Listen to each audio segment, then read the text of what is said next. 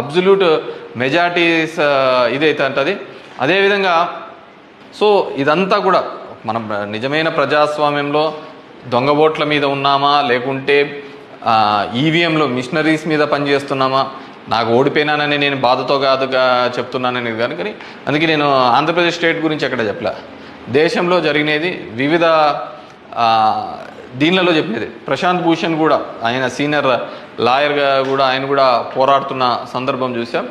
So ఇది మనం మాట్లాడకపోతే, ఎందుకంటే మేము ఎక్కడైనా ఊర్లలో పోయినా కానీ, ఊరు నుంచి వచ్చినా కానీ, టౌన్లో కానీ మిగతా వాళ్ళన్నా మేము వేసామని చెప్తున్నారు. మరి వేసింటే ఓట్లు ఎక్కడికి పోయినాయి, ఎవరికి పోయినాయి?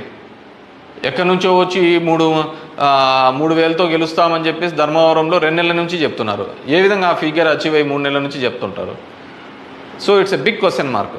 సో దెర్ ఈజ్ కంప్లీట్లీ ఏదో ఒక సెక్షన్లో అయితే మ్యానిపులేషన్ జరిగింది. ఇప్పుడు ఏం చేసేది ఎందుకు కాదు, కానీ జస్ట్ ప్రజలందరూ కూడా మనం అందరం వివేకంగా ఆలోచించుకొని డెమోక్రసీ ప్రజాస్వామ్యాన్ని ఇదే పెట్టుకుంటూ పోతా అంటే మోడీ 3 అవుతుంది, మోడీ 4 అవుతుంది, మోడీ 5 అవుతా ఉంటుంది.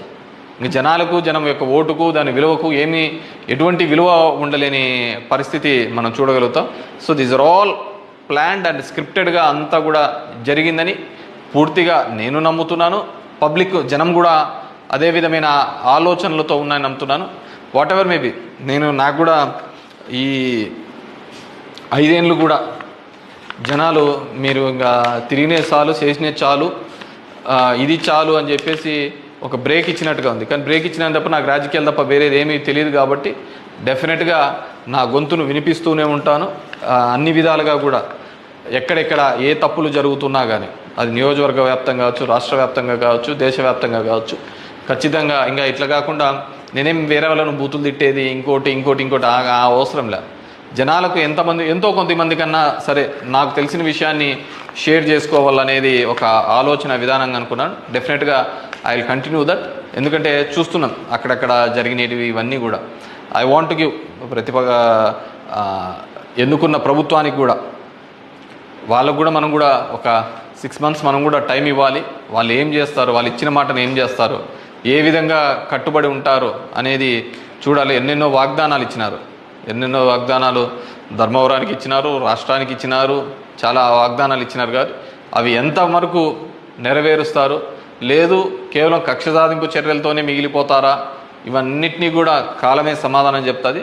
సో అప్పుడు end of the day who is the best అనే పద్ధతికి మనం అందరం కూడా మాట్లాడుకుంటామని చెప్పేసి తెలియజేసుకుంటూ, ఈ ఈవీఎంస్లో జరిగిన ప్రతి ఒక్కటి కూడా మీ దృష్టికి తీసుకొని రావాలనే ఒక ఆలోచన. నాకు తెలిసిన డిఫరెంట్ పేపర్లలో ఆర్టికల్స్ డిఫరెంట్ వాళ్ళు ఇచ్చిన ఇన్పుట్స్ ప్రకారం నేను చెప్తున్నాను.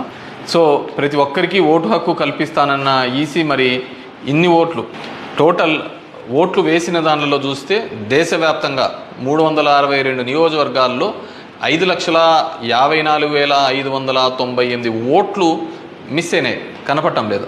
అది అంటే అది హెచ్చు తగ్గుల్లో కావచ్చు, దీనిలో కావచ్చు, కరెక్ట్గా రాకుండా అన్ని ఓట్లు మిస్ అయినాయి. మరి ఈ ఓట్లని ఎక్కడికి పోయినాయి? సో ఇదే పద్ధతిలోనే మొత్తం నడవాల్సిన పరిస్థితే అనేది కూడా మనమందరం కూడా ప్రజాస్వామ్యంలో ఉన్న ప్రతి ఒక్కరు కూడా మనమందరం కూడా ఆలోచించుకొని భవిష్యత్తులో దీని మీద మాట్లాడకపోతే నిశ్శబ్దంగా ఉన్నాము, వచ్చింది మన గవర్నమెంట్ ఎగరలాడదామని, ఇంకోటి వచ్చింది ఇది అని చెప్పేసి వాళ్ళు చేసినారు. సరే, సదరన్ పార్ట్ ఆఫ్ ఇండియాలో కొత్తగా తీసుకొని వచ్చినారు, కులం మతం అనే దాని మీద రాజకీయం తీసుకొని వచ్చినారు.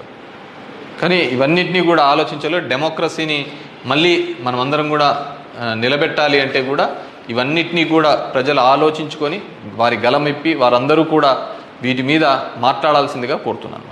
Thank you.